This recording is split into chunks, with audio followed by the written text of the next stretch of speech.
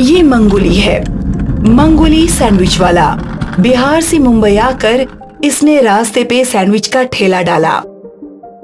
आप सोच रहे होंगे कि मंगोली ने अब तक बहुत सारे पैसे जमा किए होंगे, पर ऐसा नहीं है।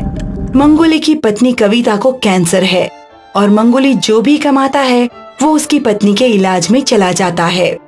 ये ले तेरे महीने भर की दवाइयाँ। मैं कब से बोल रही हूँ कि इन दवाइयों पे फिजूल खर्च मत किया करो। दवाइयाँ फिजूल खर्च नहीं होता है। इतने पैसे आप बचा लेते तो जरूरत के समय हमें ही काम आते।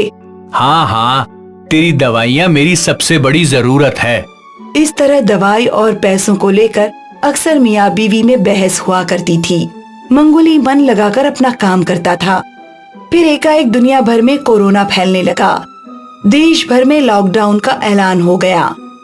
दुकानें, बाजार सब बंद हो गए और मंगोली जैसे ठेले वालों का कमाई का साधन भी टूट गया।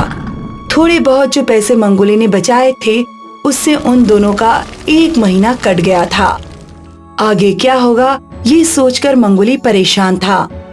मैंने कहा था ना, पैसे बचा लो, जरूरत के समय काम आएंगे, पर आपने मेरी एक न सुनी। अब हम क्या करेंगे? तू फिक्र ना कर, कुछ ना कुछ तो जरूर होगा।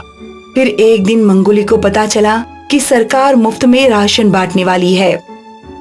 हे भगवान, तेरा लाख लाख शुक्र है, तूने हम गरीबों की सुन ली।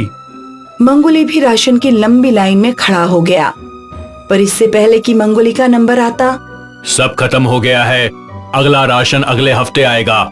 ये सुनकर मंगोली निराश हो गया। वो सोच में डूब गया कि अब वो क्या करेगा, घर में अनाज कैसे भरे। इसी सोच में मंगोली घर के बाहर बैठ गया।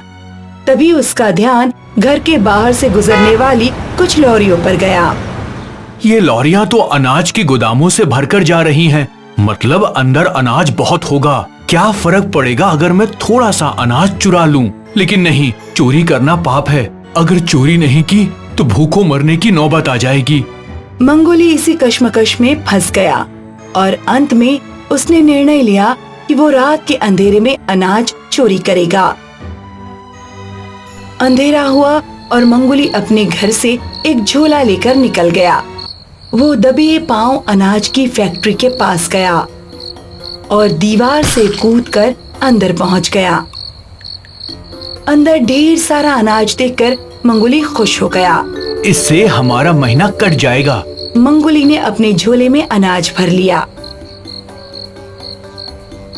और बस मंगोली वापस दीवार कूदने लगा, लेकिन चढ़ते वक्त सिक्योरिटी की नजर उस पर पड़ गई। चोर चोर चोर! और तुरंत ही वहाँ 2 और सिक्योरिटी वाले आ गए और वो अपने डंडों से मंगोली की पिटाई करने लगे।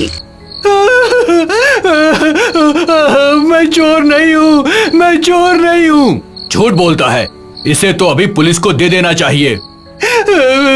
अरे सुनो सुनो, मेरी बात सुनो, मैं चोर नहीं हूँ।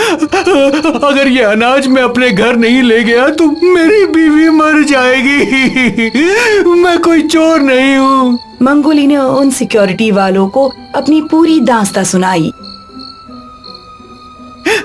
मैं क्या करूं? अनाज के लिए मेरे पास पैसे नहीं है।